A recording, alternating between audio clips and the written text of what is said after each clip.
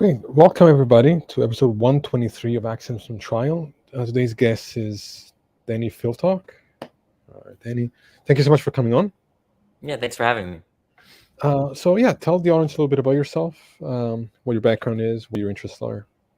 Yeah, so I have a little YouTube channel and I'm active on TikTok. I tend to talk about philosophy, debate about philosophy, religion usually.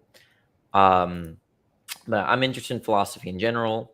That's just a little bit the name of my YouTube channel is called Phil Talk. So you can search that up and find me there if you're interested in what I have to say in my debates.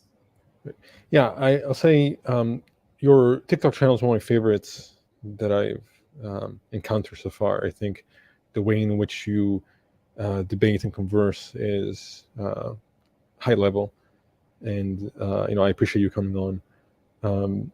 Where are your specific interests? Like, is there any particular aspect of philosophy that you're most interested in?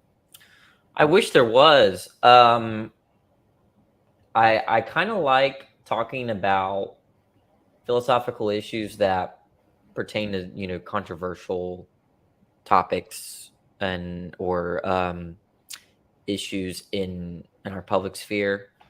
But as you know, once you poke your head in one branch of philosophy, it's hard to ignore the other branches. Mhm. And so it makes it hard for me to choose, what my favorite kind of branch is, because I once I look into a topic, I see another issue, and then I Yeah, jump into that, and I leapfrog from discipline to discipline. So unfortunately, I'm no expert in any of them because of this phenomenon. But that's all I have to say about that, I guess. sure. Is there any particular philosopher that you especially like? hmm Um, yeah, I mean, I think Akil Bilgrami is really influenced the way I think and the way I talk. He's kind of dense though, but Yeah. yeah, I mean, Um, there are others that have influenced me, like Jerry Fodor has really Mhm. influenced me. Um, it's hard to, to kind of come, there's probably names that if they were mentioned, be like, oh yeah, that guy, it Sure. would had some kind of impression on me. But yeah, I guess I guess it's hard to ignore Kant. Yeah. Yeah, sure. If you don't like what Kant had to say, you probably don't like philosophy, even whether you agree or disagree with him. So Sure. I No, think I it's mean, for me, there's a lot of philosophers that I find very influential and important to listen to. Um, but I think I find myself hardly agreeing with any of them. I think I notice more what I what I disagree with than what I agree with, for whatever reason. And Um, just you got to pick out the good parts and leave the rest. right, right. Mm. Well, I guess the first thing I want to ask you about is what is your, if you have one, moral theory, and what is your perspective on the different views on it? So my theory, I suppose, like there's one sense in we could talk about theory in two ways here. There's one sense of theory where like, what is this thing called the good, or what's moral, immoral? What are these things? So that's like kind of a meta ethical theory that I take to be an anti-realist about, and um, there's more we could say about that. And specifically, I think that when I express something evaluative, like good or bad, right and wrong, success, failure, I'm evaluating via my own intentional states, my own stances are evaluative in some kind of way. So that's one sense of theory. There's another sense of theory seen in normative ethics, where like, what's the secret ingredient to the good or to what's moral or immoral? There, I like flatly reject such a kind of endeavor. I, I guess I don't think there is a secret ingredient. Um, utilitarians want to say the secret ingredient has to do with pain and pleasure, for the greatest number of people, or happiness, or something like that. The virtue ethicist has something to say about what a virtuous person would characteristically do. Um, and so on and so forth. I'm very skeptical of such theories, and so I guess you could consider moral particularism to kind of relate to this. That the relevant moral facts are very specified to the context, and so the notion of theory is overarching. And I kind of I'm skeptical of such a move of an overarching theory about what the secret ingredient is to what's good or bad. I guess my first question would be, what is it about those attempts to ground morality uh, makes you skeptical? Well, I'm fine with saying that moral statements can be grounded. They're just not going to be grounded in some kind of unified way. So like, um, and I'm using maybe I have to be careful with the word grounded. But like, I think what explains why I value, X, Y, Z in some context is going to be some facts about that context that may not be present in another context. But that's more of a narrative explanation, a narrative grounding, a cause and effect kind of situation. There's a sense of, there's the meta ethical question about what does it even mean to say that I value XYZ or that XYZ is good. There's this kind of the ontological grounding for that is just some kind of intentional state for me, or some kind of desire or preference or belief. But what those are, like, is there a key feature by which would dispose anyone to desire that feature or whatever that feature is associated with? That's what I'm skeptical of, because that's just what a theory is. On my meta-ethical view will be a theory of psychology, and I don't think there is such a theory of psychology there. What is a secret ingredient by which everyone finds this desirable? In other words, I don't think there's such a theory. Do you think there is a difference between moral objectivity and moral universality? Do you think there's a difference? I use the terms differently. I mean, some people use those interchangeably. I don't. I think most philosophers don't. But yeah, um, I think what a moral theory, though, is looking for a kind of universal account, right? Because you could be a subjectivist and think that there's a kind of secret ingredient to what all agents are sensitive to. So that's what I think, because whatever moral theory you might, let's say you're a utilitarian, right? The utilitarianism is compatible with moral anti-realism, right? You could either utilitarianism could be some kind of summation of your own desires, um, or you could go further and say that everyone is, for some reason or one way or another, are utilitarians. That they all find happiness as like a key feature of the good.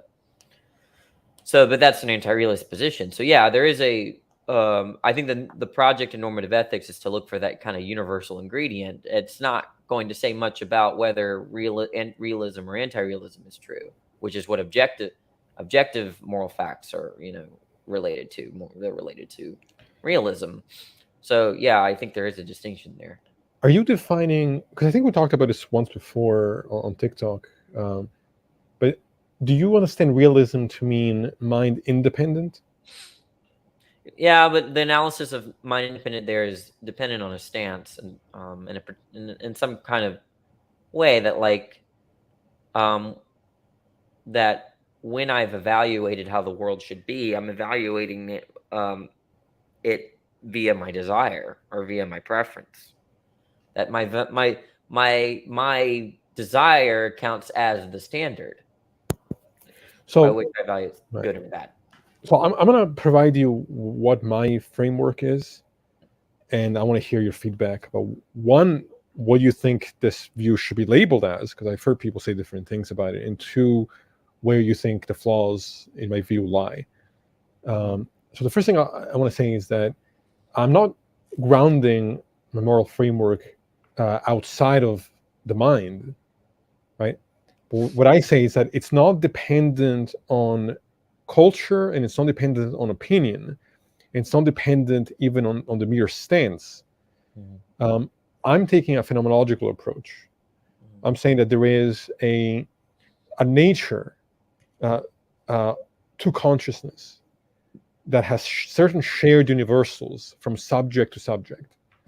So while the subjectivist wants to ground it in an individual stance and what they desire, what I'm suggesting is that because there is a nature to our phenomenology, that therefore, if everybody had access to the full spectrum of potential experience, we would discover that actually we value the same things. And the only reason why we see people believe in different ideas about morality is out of ignorance, and out of not a lack of recognition of what will actually lead them to a higher state of flourishing. So you're saying that you're skeptical of. I'm not completely a utilitarian. I want to be clear. I think that both the well-being of the individual and of the greater good both matter. And kind of the question is, well, how do we find a balance between the two?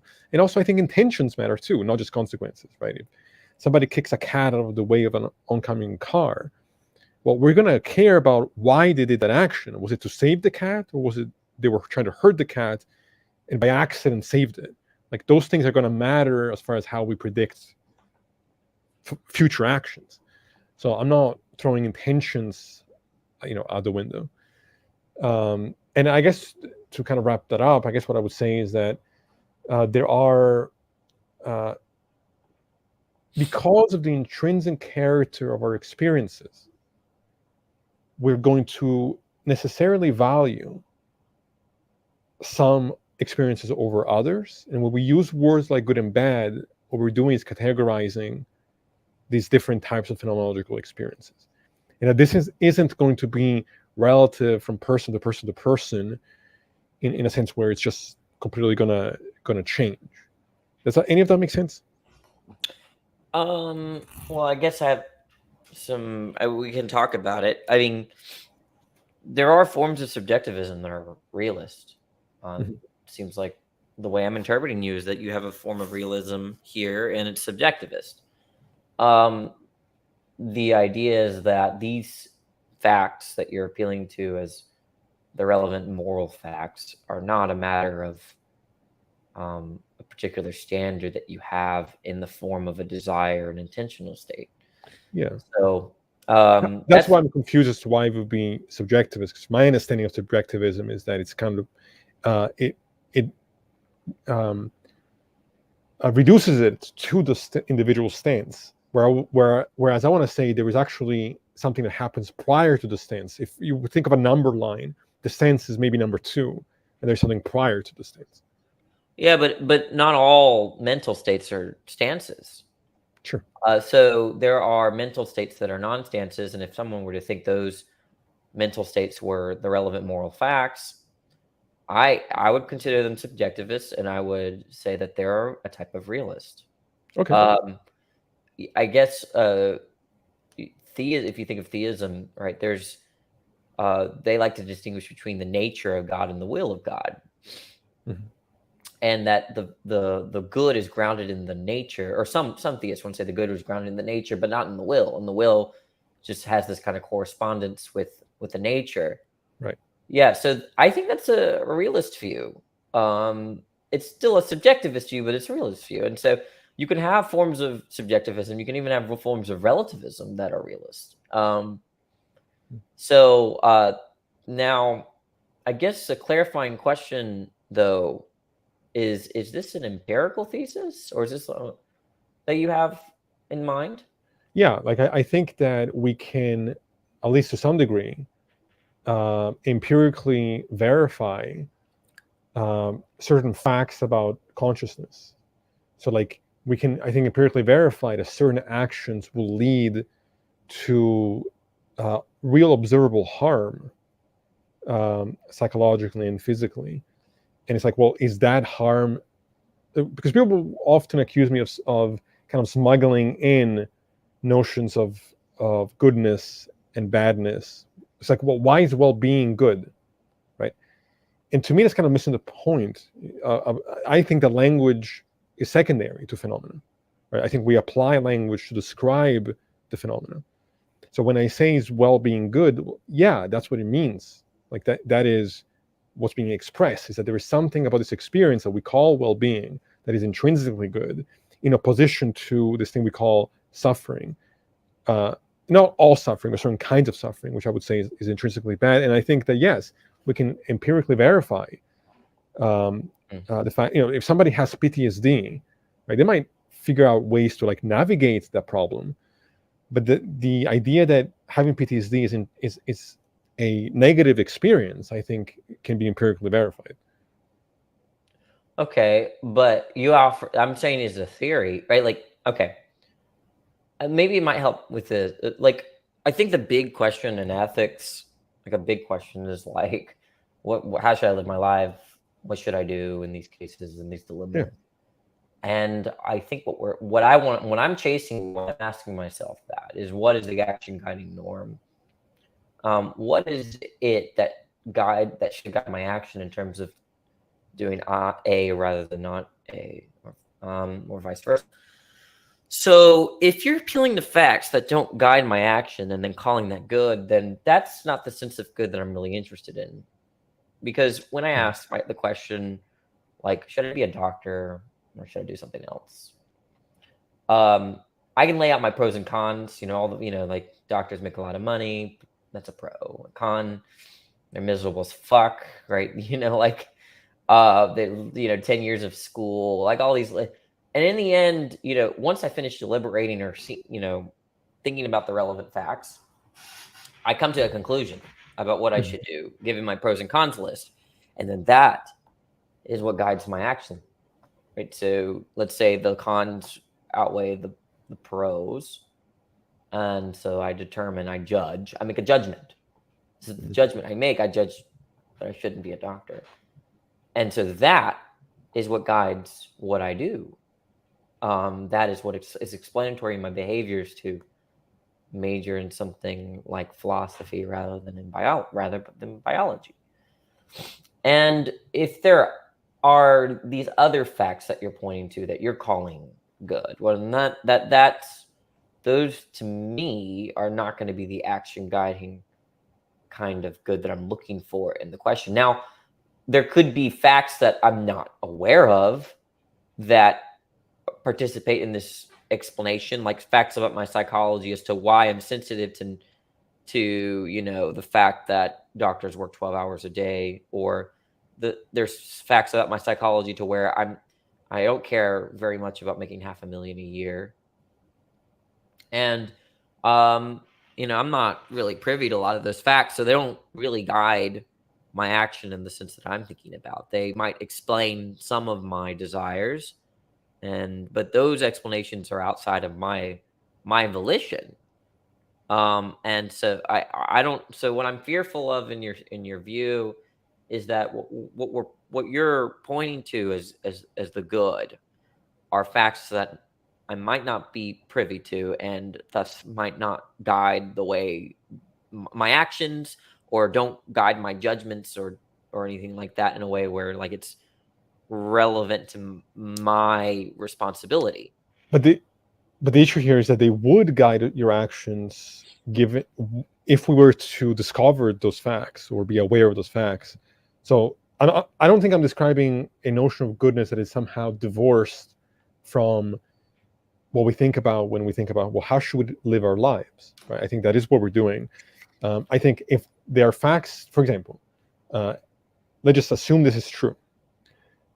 If we can show that meditating on compassion will lead me to live a more fulfilling life, and one where I am suffering less, and it leads me to have better relationships in the world that I engage in. Well, then it would make sense to say that, well, then meditating on compassion is a morally good thing to do and an action that I should take, right? Okay, we need to analyze that.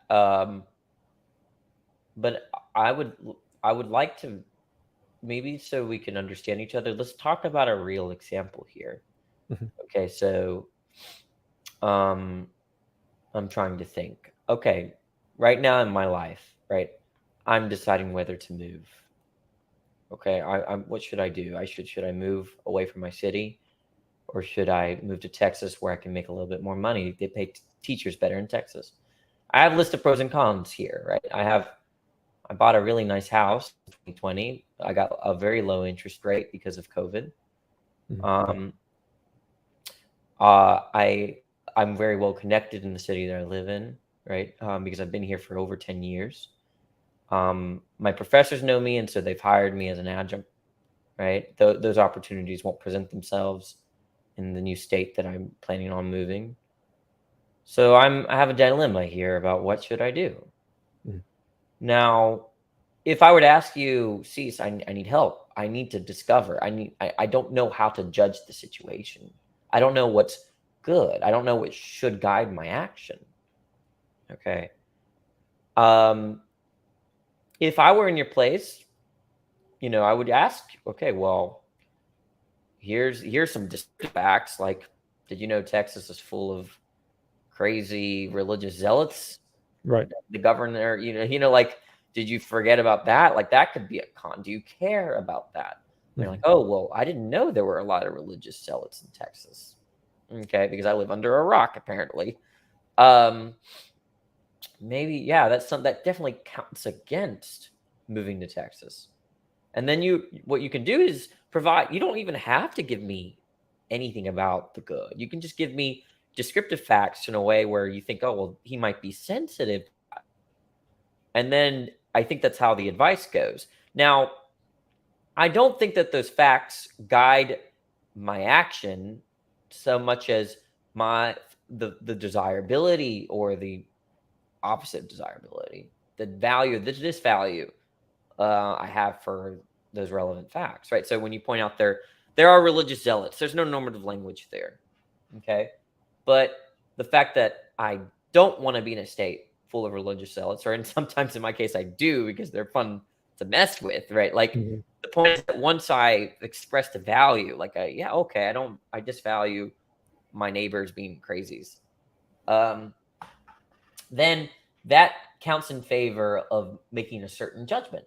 But I haven't finished deliberating. At the end, you've given me all the descriptive facts. I have a certain kind of psychology where I have a set of values and disvalues, and then I weigh these values and disvalues, and then at the end, I make a judgment.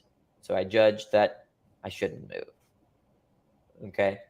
Um, so what's the difference between your theory about what's happened and my theory about what's happened? So I think there's a few things here, right? One, I want to be clear that I'm not suggesting that we necessarily, through my theory, have a blueprint of everything we should do in every situation, right? Because there are going to be situations where we might not have access to all the information. We might not know ultimately, like we can't always predict the future, and there may be situations where we might think that something will be good for us and then realize that, oh, actually this was the choice that led me to suffer more. Like I think the more complex situation there is, the more ambiguous what we ought to do becomes, right? But I think there's also situations that are, I think, very clearly uh, we have the capacity to define as good and bad at face value, right? So the idea that we can I think objectively call rape immoral, right? Because it is a direct cause of suffering, and so there is no deliberation there that I think needs to be required. It's just, no, we recognize this is what this behavior leads to, and so we can, even if somebody doesn't, somebody can say, well, I don't care about the well-being of people. Okay, great, then you're not engaging in the moral project. Okay. The same way that if somebody said, I don't care about health, I'm going to eat McDonald's 24/7, they can do that, but you couldn't call them healthy. So with your example, um, I'm not sure what the difference is. Uh, what the difference is Well, between. you just said something that I think points out a difference, that when someone expresses that they don't care about these moral facts as you're providing, right? Then, um, and you're saying, well, then at that point they're not engaging with the topic, right? Then I think that we're talking about different things here. Mhm. right? So like if you're trying, like it's embarrassing. Look, let's take another real example, right? This is one, this is two. I drink incredible amounts of soda each day, and I pay for it with my dental health, right? I probably spent $11,000 on dental health over the last 5 years.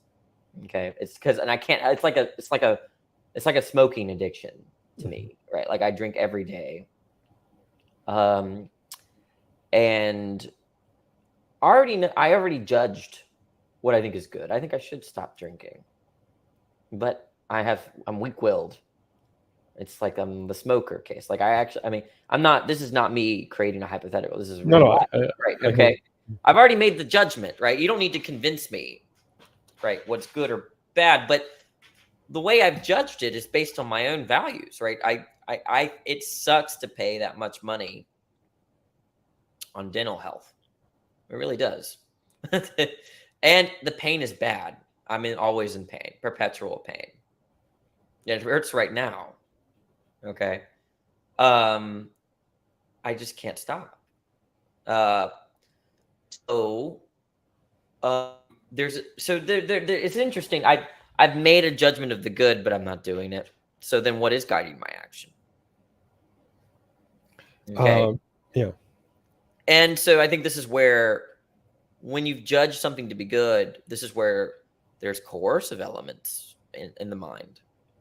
Um, so when in moments of acrasia or coercion, there are, it sort of warps what exactly is guiding our action, because like there's two judgments here. Okay, there's the judgment of what's best for the time being, the present moment, my perceptual good, right? I feel, I have a certain feeling and disposition, right? But I've judged that overall in the future it's better that I don't drink. Mhm. And so this like reflective capacity of being able to assess the future good competes with the immediate, what I want immediately. Right. Right. And let's say I'm retaining my volition. There are cases where my volition doesn't even really play anymore, but that's not the case of mine. It's not the case. That's not my case. I think I am choosing to drink soda, Mhm. but so like, so there's an analysis of there's two senses. I guess there's two kinds of goods here. There's like the competing goods of like the future, and there's the present goods, right? Like I know future Danny is gonna hate past Danny. I already know it, right? He's gonna regret. So I think that's how I try to make sense of mistakes when we do know what's good for us. Is It's a competition between future Danny and past Danny. But that's the only sense of good that I think extends beyond what immediately guides my action is. But either Well, way, it's still a matter of my values, right? There's I, what I value immediately, and there's where I know what I will value in the future. And I don't think I need any other set of facts to analyze the situation. And you have in mind another set of facts that plays into my scenario, and I'm not exactly sure what that is. well, Right? so Yeah. yeah. So one thing I want to clarify is that, like, I'm not sure that I would agree to call the momentary pleasure, that I would equate that with a good, right? I think that there can probably be a distinction between something that feels pleasurable in the moment and whether or not that should actually be defined as a good. Just like not all suffering is necessarily bad. Like, if I want to feel better physically, I have to work out. That requires me to put my body to a certain level of suffering, but that's not the suffering I mean when I talk about the suffering that something like rape leads to. Um, not all pleasure is good. Some pleasure may actually be, like you were talking about, Danny in the future, be detrimental. And so, I guess what I'm suggesting is that I'm not removing the focus or the concern about um, how would I say this, about the values both in the moment and in the future. What I think I'm doing is that I'm saying that it's not just the mere stance, right? There is something that from which the sense is coming from, and that if you could have access now to what future Danny would feel like if they were not dealing with that kind of addiction, like as opposed to just having kind of the future Danny be more of a theoretical thing, where like you would feel better, but you haven't had the experience of feeling better, and that sometimes the good thing is harder. Like it takes more time and effort to get to a state that would actually be preferred once experienced. But because we lack that experience, it's easier to kind of fall back on the easiest thing, which is the immediate pleasure of doing the thing that then makes us feel worse. Like, you get what I'm saying? Okay, but let's apply it to my case. So I have you and I agree that I should stop drinking soda at least this much. I drink probably 3 a day. Okay, maybe more. Okay, I'm heading towards I'm heading towards my grave in my 50s probably due to diabetes, but that's okay. I should stop. Now I've made that judgment.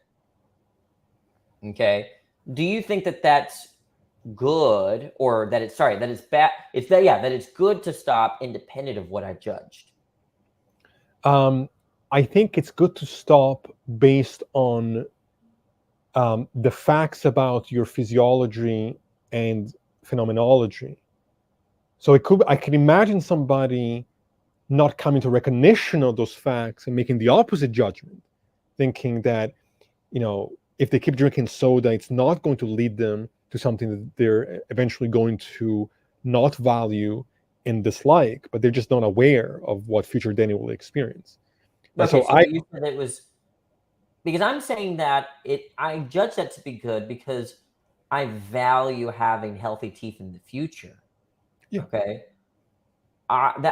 that's why I've made this judgment. But you've made the judgment as differently, right? It's not because you value anything in particular. It's because of some other facts outside of what you value. No. I think no. I'm still grounding in value. What I'm saying is that in this example, you have recognized the reality about the nature of your experience, which is that you would agree that a life where you don't have this addiction, where it's not affecting your teeth or your health or whatnot, is a better life, and you've recognized that's a fact. That's a fact even before But you're. what I mean by better there is that it's just that it's valuable to me. It's a stance of mine.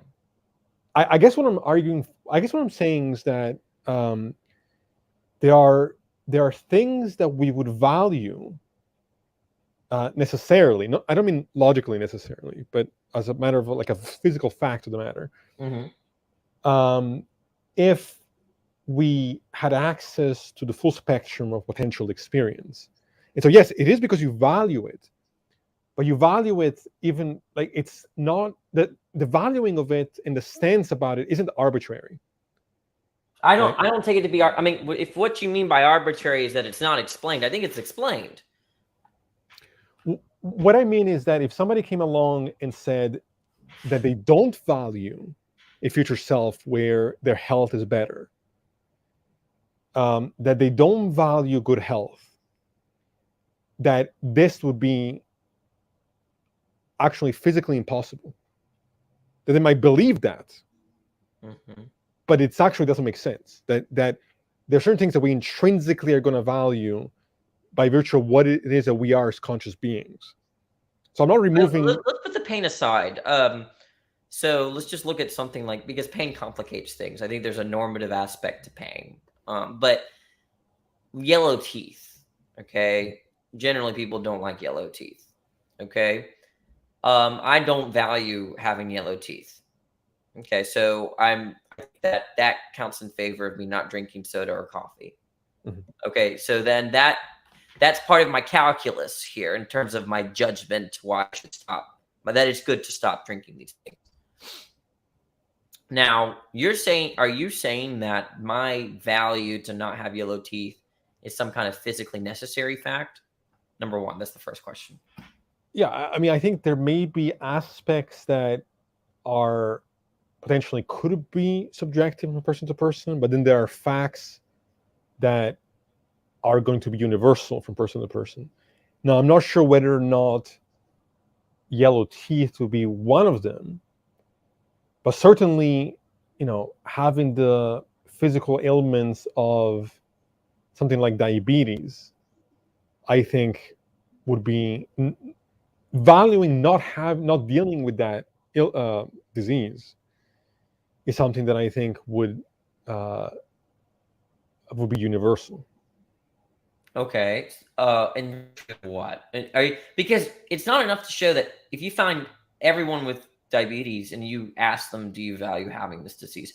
If all of them said that I don't value having such a disease, um, I don't see how that would point to a necessary truth about human psychology and valuing because I these. think because I think it would be reflective of um, facts about our phenomenology that are inescapable. That there is something about the nature of our experience as conscious agents that we are, in some sense, confined by. Okay, but why do you think this? The same way that, well, how would I say this? Because I think that there are these shared universals that the structure of my consciousness, even though we're different people, is not going to be vastly different than yours. And so for example, if, and you said, not to mention pain, but I think it matters here. Uh, if I cut off my arm, I'm gonna feel the experience of pain, me cutting off my arm. It's not going to be something that I can choose not to feel. It's not going to be about having my opinion is not. Maybe before cutting off my arm, I thought, well, isn't going to hurt. Yeah, but there are many cases where I don't make choices about what I find desirable or not. Like a lot of my preferences and my desires I don't deliberate about. There's some that I do, and I make it is a type of desire state. I think you a desire state here. The way I'm using it is some kind of belief of that X is good. If you desire X in some way, you think X is good, but I understand you're probably not using the term good that way. But yeah, but that doesn't point to an overarching theory or universal theory of psychology.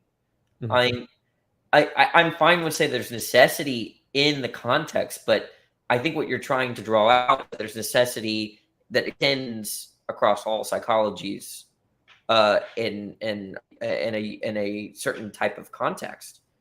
But I think what I'm trying to point to is that the value.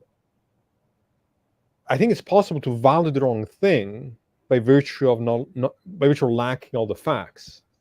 Like if I Say that think again. that I think it's possible to value the wrong thing by virtue of lacking all the facts about one's own Oh no, I nature. agree with that. But that's compatible with like my view. What the whole thing, like Socrates uh, wants to say something like part of being moral or being good is just a function of intellect, right? It's a function of knowing, like if you know the good, um, rather, let me frame it this way: that if you do something wrong, it's either because one possible reason why you do something wrong is because you didn't know the facts.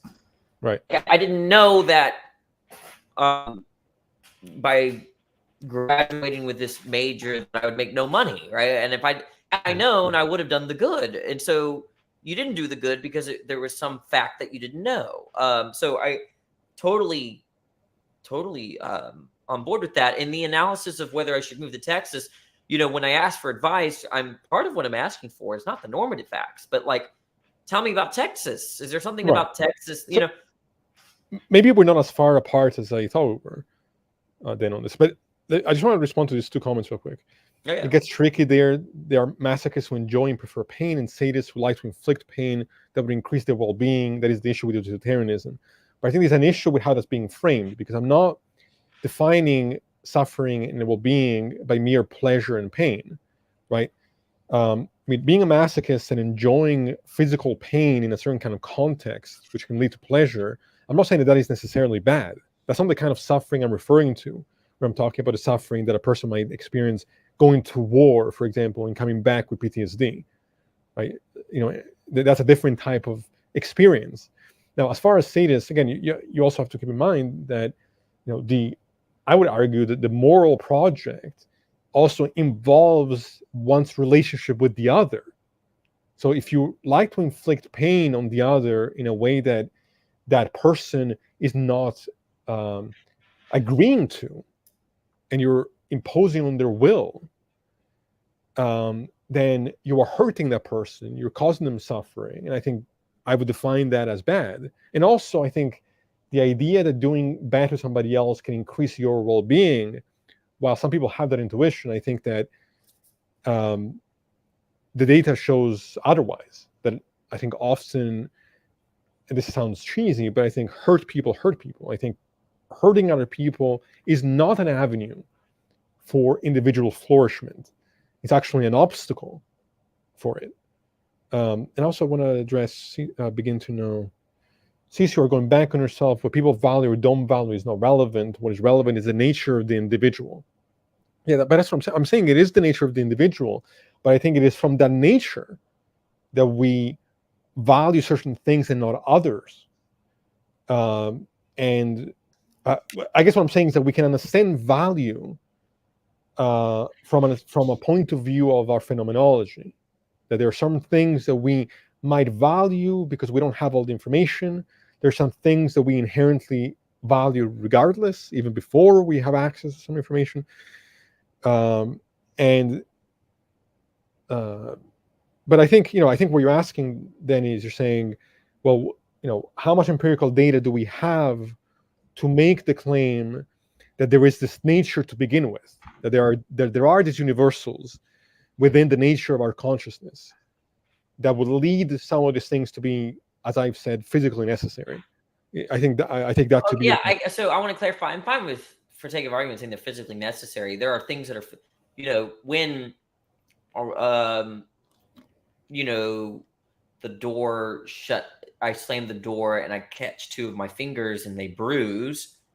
I think the bruise is physically necessary for the physical facts, the antecedent physical facts, right? Given those antecedent physical facts, my fingers will be bruised. But there are no laws about fingers being bruised or door slamming, right? There's no theory about that kind of thing, that the necessity is sort of particularized to each context. And I think that part of what you're trying to do is give some kind of, there's some kind of account that stretches across all context about, phenomenology and psychological facts. For certain situations. Certain situations. But I think if we rewind, like, here's what I'm interested in, and when it comes to ethics or the good, right? I'm interested in facts that make a difference in my deliberations when it comes to practical reasoning. Yeah. That to me is the sense of the normative facts that will contribute to my judgment, and my judgment will guide my actions, absent things like coercion and acrasia. Because those two things, I mean, I think acrasia does imply a kind of coercion, but not in the typical way that we mean coercion. And you call them normative facts, right? I guess maybe one thing that I've been accused of is that my view is in some way rejecting some kind of distinction between oughts and is. That I am I rejecting that? You're asking? No. People have said that about me. Oh, okay. That I actually, I don't know that normativity. I may be rejecting normativity in some sense. By that I mean that I think oughts are always concerned with goals, and so oughts are actually always looking at facts of the matter, and that in the context of moral talk, the goal is going to be well-being, and that there's going to be an objective way to navigate that space to reach that goal. Does that make sense? Yeah, I mean, if the control of well-being is just ends up being a type of goal, then what you're saying might be trivial. But if it's not, then than some kind of more descriptive account. If you have a more descriptive, then I just don't see the necessity of someone valuing such a thing. But I guess all I'm trying to say is that what I should do, should I hurt this person? Should I move to Texas? Should I be a doctor? Should I lie to my mom? Right? Like these questions, right? If I'm deliberating, there are going to be values I have. I weigh my values. Those are the relevant normative facts that factor into my judgment. And then at the end, after deliberation, I make a judgment, my own judgment. I get what you're saying. What Okay. I'm arguing for is that there is a deeper level taking place that actually, again, the deliberation and the values that we might, the pros and cons that we might think in that moment, while they matter less than what facts we can learn about the nature of our experience. Yeah, but like this deeper account to me, then it's just going to be independent of the picture I'm painting, right? Like I think it leads to the picture painting. I think what? I think it leads to it potentially. Leads to it. Look, people there's practical reasoning, which is reasoning about how you should act. Practical reasoning, right? And Yeah. I'm fine with saying morality is included in that. And if you're giving a kind of account of ethics that surrounds that, but it's not in it, then I don't see. I just feel like we're talking about two different things, because Right. I'm interested in judgments of the good about what I should do, how I should behave, and yeah. I don't think what I'm saying is divorced from that, right? What I'm saying is that there, and I do want to ask you about. But it's conceptually divorced from that, but not explanatorily divorced from that. I think that's the way I'm reading you. So let me try to think of how I want to say this.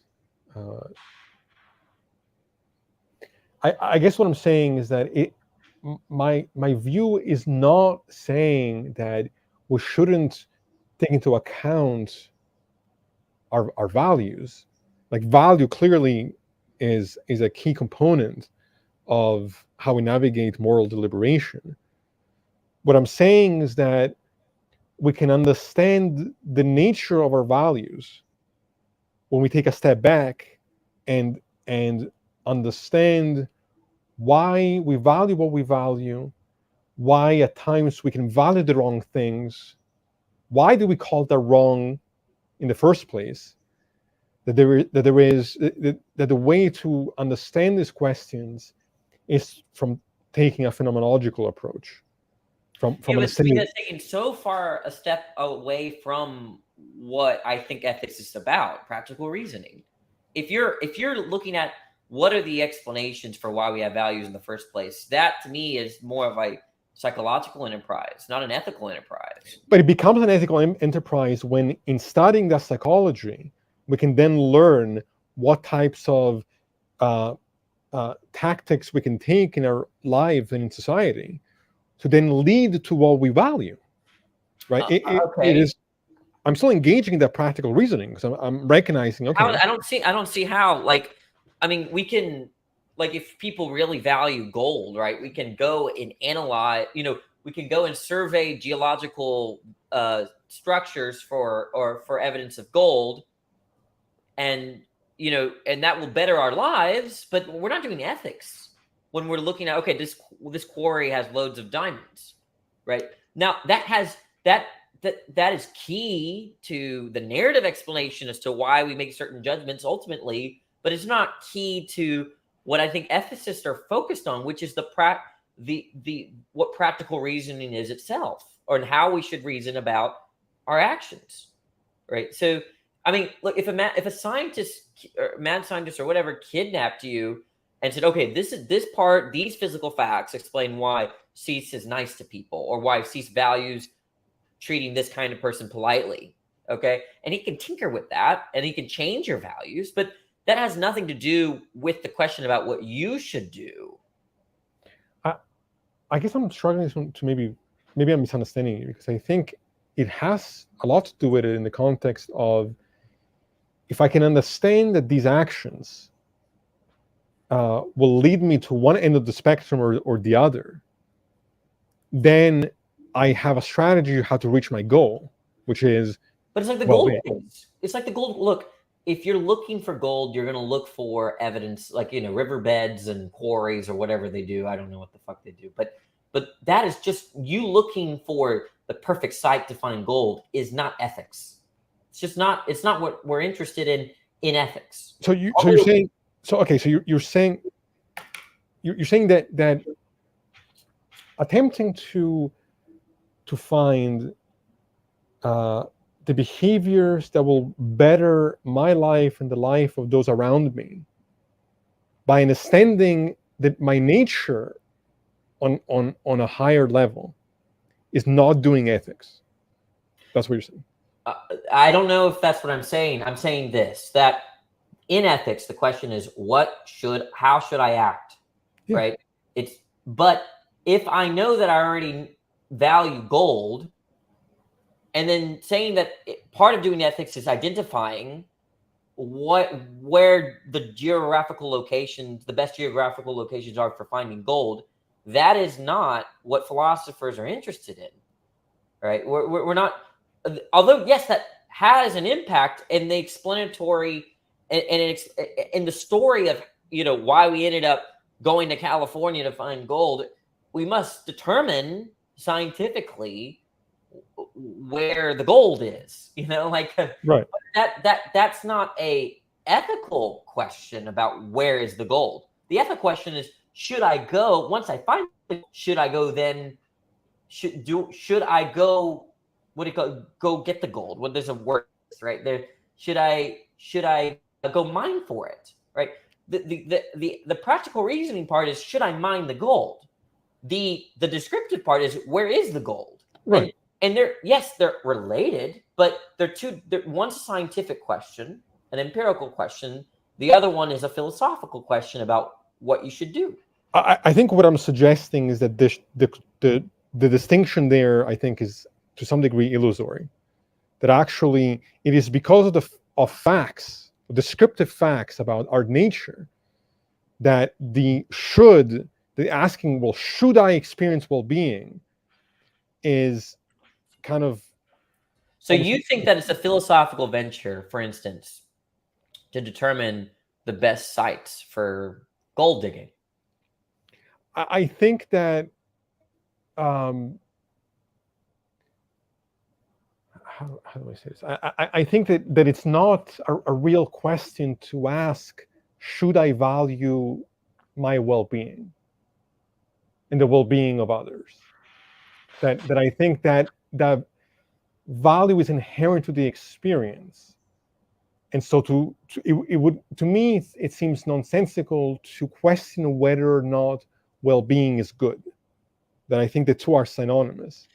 Okay, but look, do you think it's an ethical question, right? As to where are the most homeless people right now? Do you think that's an ethical question? Where are they? I think I get what you're saying. I Okay. think that you're saying that there are certain descriptive facts that that are in themselves not more like that are not ethical questions. Like I'm not saying that every descriptive fact is going to be an ethical question. What I'm saying is that what I would say is a descriptive fact that is kind of ingrained in the project of morality is here's a strategy. Here are the facts about what I can do that will lead me to this goal that I intrinsically value. Okay, I'm a little bit. I mean, obviously once we make a judgment, so let's say we have a lot of people that say, okay, I want to make a difference in homeless people's lives. I do. I would, let's say, I don't. But I mean, I have other charitable ventures. That's not one of them. But let's say I was the kind of person that was interested in dedicating a large swath of my time to helping the homeless. Okay, I've already made the judgment. Now I do need to know, right? Where are the homeless people, right? And if I want homeless people to be fed, the best means of feeding them, okay, those to me are not, those are peripheral to the question of should I help the homeless people, which I've already made the judgment on. Those are logistical questions. Those are, Sure. I mean, it's going to be true that if I value homeless people being fed, then I ought to give them food. But Right. then the question is, what kind of food? Where do I buy the food? Right? How do I achieve the what kind of ways can I finance this charity? Right? Would That you say would you say that it's if we could show that caring about the homeless would be beneficial to both you as an individual and them as people, as the other, um, would you say that finding that out as a fact about our experience, would that be divorced from questions of oughts or morality, or would it inform it? yeah. So if the question is, should I help homeless people? Okay. Um, there are going to be certain descriptive facts that I value, or they're going to be descriptive facts that had I not known, I would have acted differently. Mhm. Right. So yeah, I mean, that participates in this whole, I mean, what I'm trying to say is that the questions that you're raising, right, are of course relating to the question of what should I do. But Yeah, I don't think that they are constitute synonymous. the concepts of the what should I do, right? Like I think all that, the analysis of what we're doing when we've made a judgment, right? To me, is a little bit different than when we've described how the world is, because I want to distinguish the question of what is a judgment of the good versus what is out there, or what are these just non-normative facts. And there can be a relationship, because I've always agreed with you that the non-normative facts can explain why we have a certain judgment, because Right. but I take them to be two categories of questions. Right. Let me think about that. I want to thank you, thank you, Rebecca, for that. I really appreciate it, and thank you everybody that's listening to this conversation. I appreciate all you guys. Well, you So want to move on to something else because we're running out of time? yeah. Jeez, that went by fast. Yeah. Yeah. Let me ask you about dualism then, Mhm. and what your concerns about physicalism are. I would define myself probably as a non-reductive physicalist, Mhm. not because I think there is any difference ontologically. I view these questions to be kind of reflective of subjective and linguistic limitations that we have. So, like, there's a thing itself, and then there's our descriptions of the thing itself that are not the thing itself, and that are limited, kind of in principle. So, like, when we think of Mary's room, right? Uh-huh. The person who's colorblind, they might know all the physical descriptions about color, but they lack the experience of color. So this is viewed usually as like a problem for physicalism, whereas I think that's a mistake. The pure descriptions isn't the experience. I would say is still physical, a physical phenomena. Just the descriptions are not uh, all that I mean by physical, and so that is kind of my perception. You said you talked about being a kind of being on the dualist Yeah. side, and I'd like to understand It's a better hard about that. issue. And I usually, one side says the other side is crazy, but I do think, many forms of realism is absolutely nuts, but in the moral context, but on this issue, it's kind of hard for me because it's a difficult issue. I think the first concern is this distinction. We should be suspicious of the distinction between physical and non-physical. And so that needs to be dealt with, Right. because that might not be a substantive distinction, but I suspect that you can form it in some kind of useful way. But that's like the first stop, in virtue of what is something physical versus non-physical. There's probably some sensical way you can put that together. I'm fine with that, but it's still a question out there. I guess this is the way I see it. I want to say there's a distinction between the first person point of view and the third person point of view. Right? So here's what the ideal. You're not an idealist, are you? All right. So here's what the idealist does. There's your first person point of view, and there's what you call the third person point of view. There's that stuff that you say, well, that's third person. Okay. Really, the third person stuff, really the first person stuff. So they collapse. So you have like a bubble. You initially had two bubbles, the things that are in the first person and things that are in the third person. Well, the idealist takes the third person, makes and puts it in the bubble, the first person point of view. Everything is mental. Everything is in the first person point of view. Well, physicalists do the opposite. Okay, there was this distinction between first person and third person, but now let's collapse the first person point of view into the third person point of view. Okay, so, and to me, if you're suspicious of the first move, of the idealist move of collapsing third person to first person, then I think there should be suspicion of collapsing the first person to the third person. I guess I'm trying to understand what you mean by this collapse, right? Because maybe you can expand on that. Like, so, what exactly? They want to say that the idealist is confronted and say this is a physical thing. Okay, well, you can use the term physical. That's fine with us. But really, the nature of this thing is that it's mental. This is a mental thing, okay? And you can use the term physical as some kind of useful thing, but not metaphysically physical, right? That doesn't exist.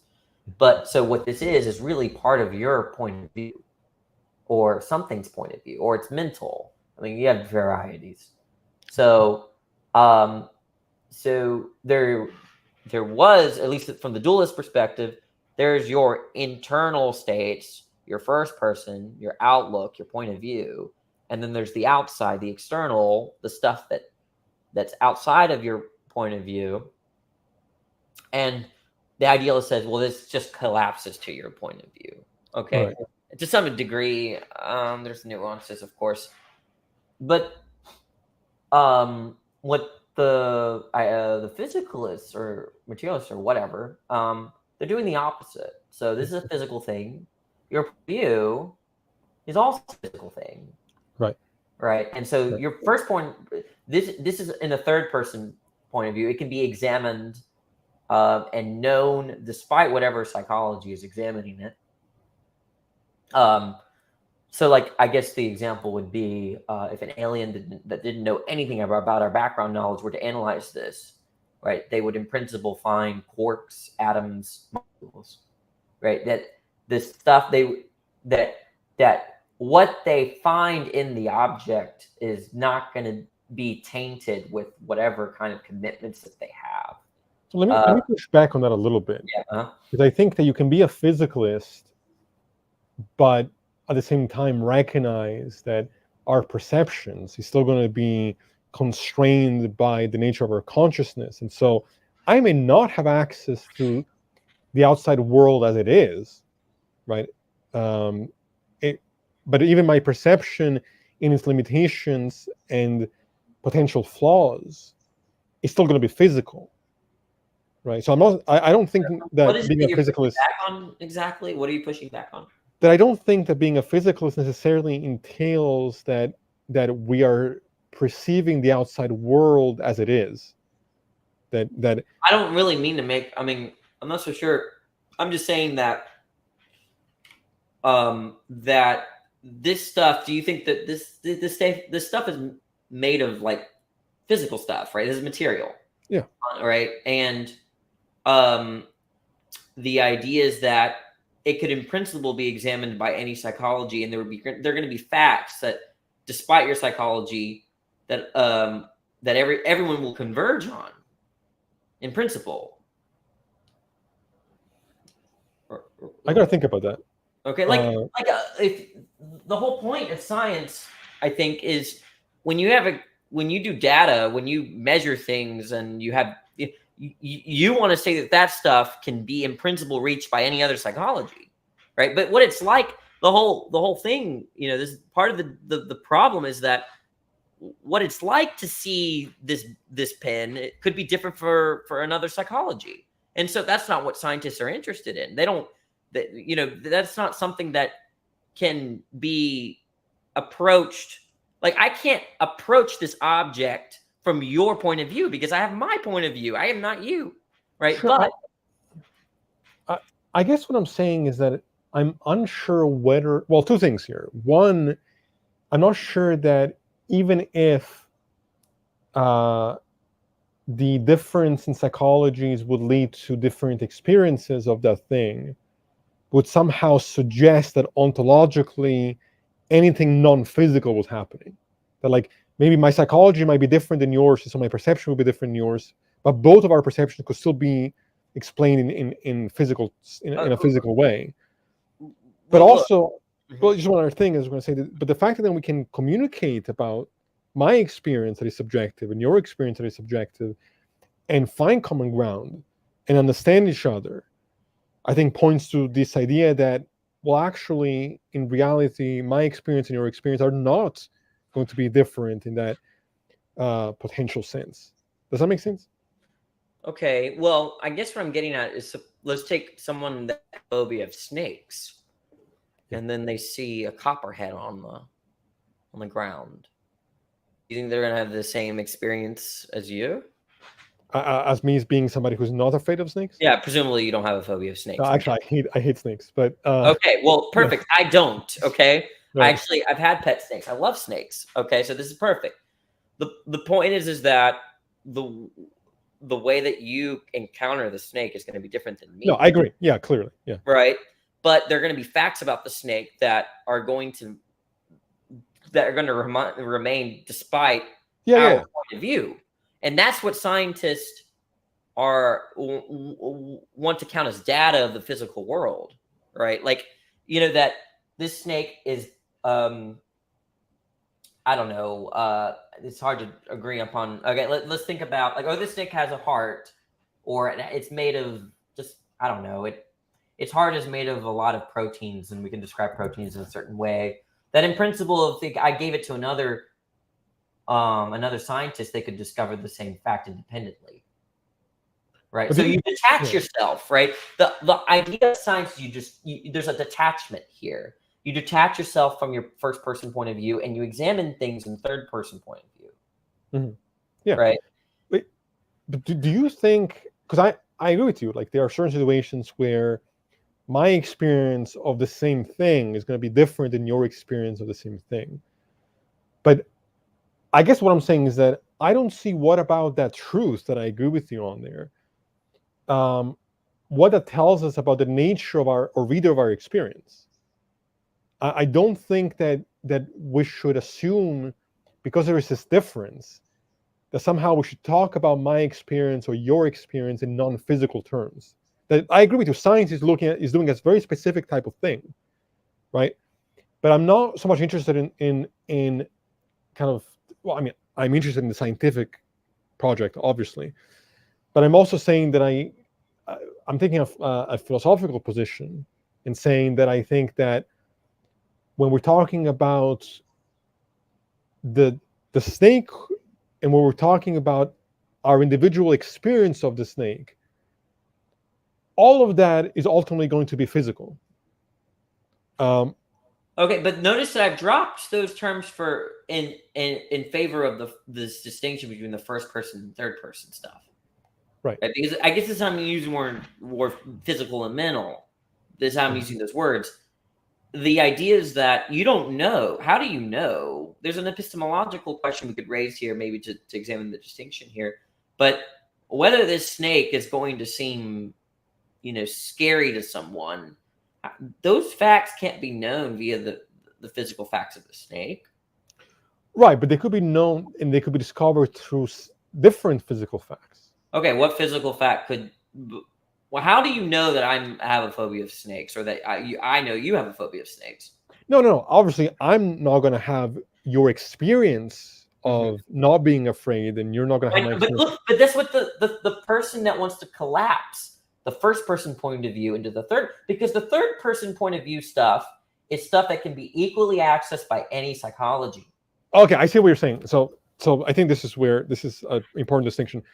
Don Mark says, No, says hey, hi. Mr. Thank you Marks. so much, Don. I really appreciate it. Any contribution helps. I need food on the table, so thank you. So I think this is where a kind of non-reductive physicalism is the approach that I think makes most Yeah. sense. Because I agree with you, right?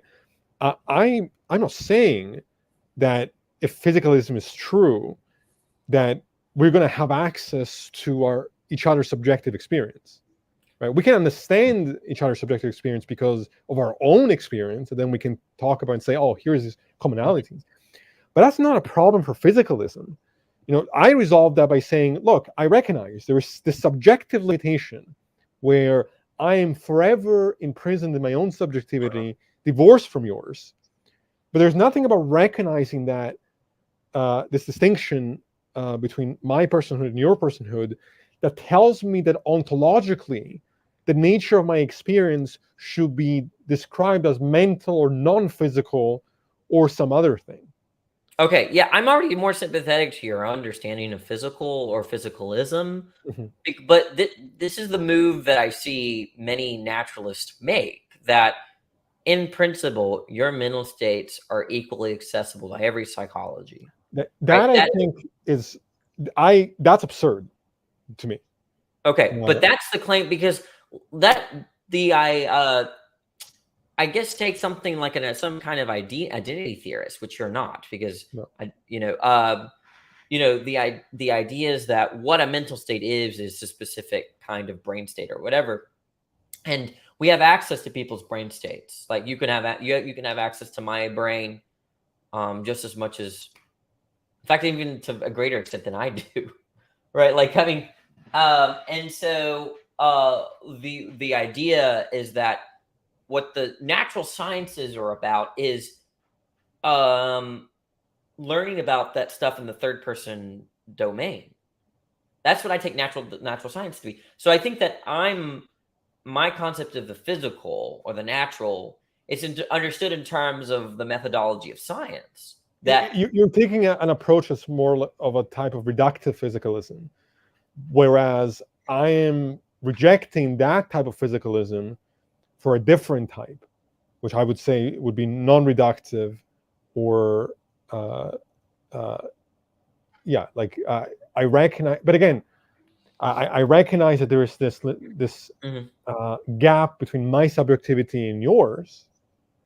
But what I'm not tempted to do, and also this gap between the purely mechanistic description of something and the experience of the thing and the thing itself, but nothing about recognizing these gaps or these distinctions leads me to assume that we should think that the ontology of these things is at any point non-physical. I think I'm just Okay, redefining the but physical. this is just what I mean.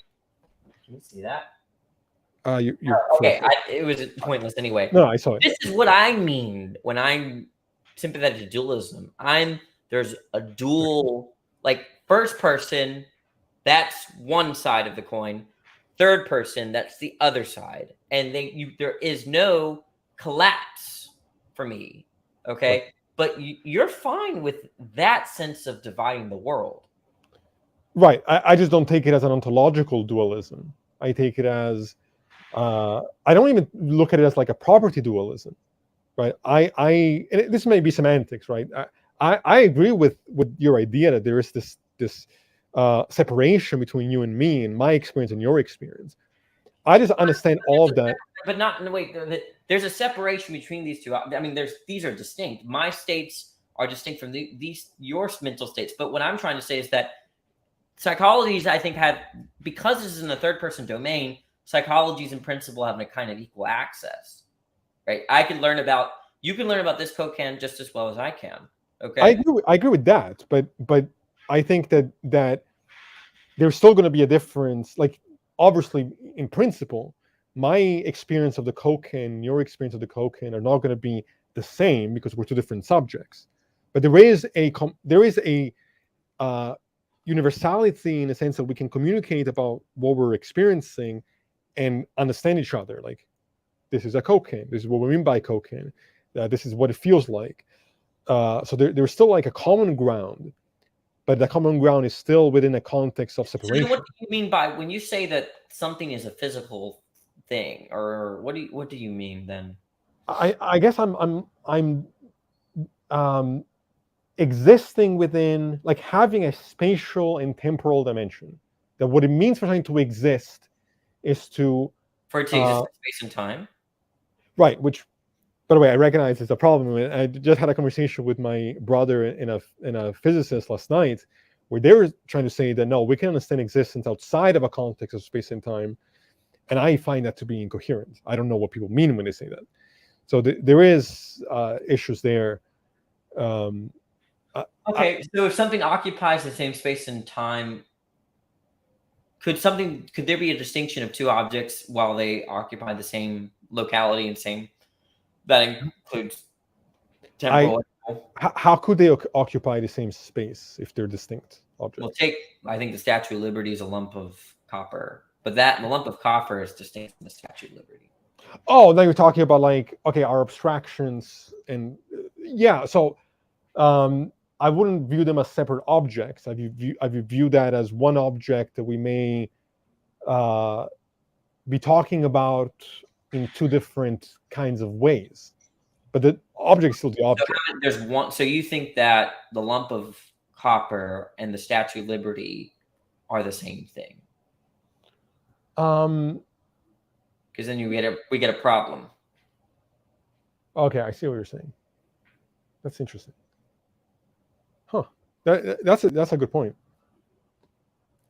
Because you would say that conceptually they're not the same thing.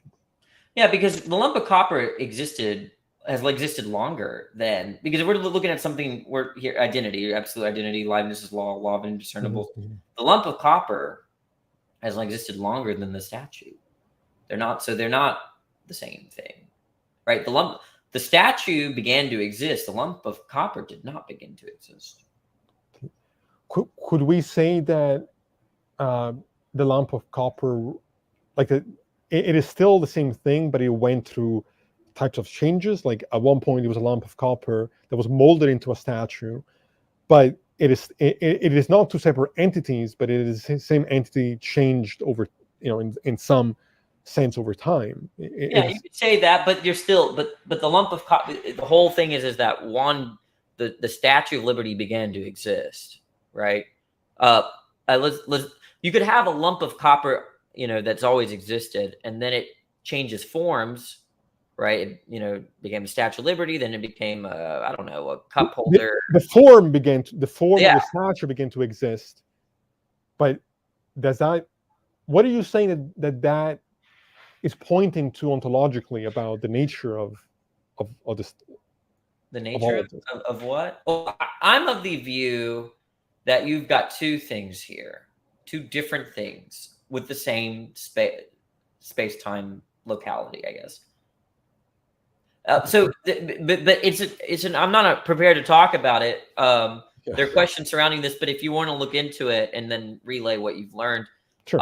The issue here is, so some people think that identity is, especially of material objects, it should be understood in terms of constitution, and there are a lot of objections to this, right? So these people think that, like, the Statue of Liberty is identical to the lump of clay, or sorry, the lump of copper in this case.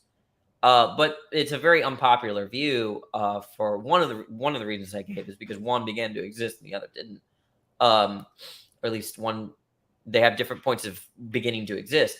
So I think it's something to look into if you're wondering. Yeah, can you give me some resources as to? Yeah. I mean, it's on. There's an SCP article on it. I think it's let's see. But I as far as I don't really think there's like a book that it's going to be in the nature of identity, right? Like, so Yeah. what is the Statue of Liberty? One view is you understand the identity of the statue as whatever it constitutes it, which is the lump of copper. Right. So, yeah. To be clear, your dualism is not any kind of, like, it's not a substance dualism. No, I don't know. But that's mainly because I have issues with just substance theory. Yeah, I was going to ask, because obviously that leads to the interaction problem, and I think that is not resolved. Yeah, I think you've given me a lot to think about, and I definitely hope you'll come back. And yeah, absolutely. We can talk more. It's really nice to have people like you on TikTok. So, I feel the same way. I don't think that what I do is as I do it as well as you do. I think you're much better, no, well I wouldn't spoken say than I am. that. I wouldn't say that. I mean, I never think to myself, okay, I need to like take over here. I watch you and like, you always do a great job. I appreciate it. So yeah, Well, yeah, I want to thank you again for coming on. I would love to do this again soon. I'll, take a look at some of what you mentioned and think about the stuff a little bit more. yeah, And absolutely. You take care. Thanks for having me, Cecil. you too. Thank you so much, and Bye. thank you everybody for listening. See ya. I hope you guys have a great night, and I'll be back later this week with another episode of Axioms and Trials. So take care, everybody.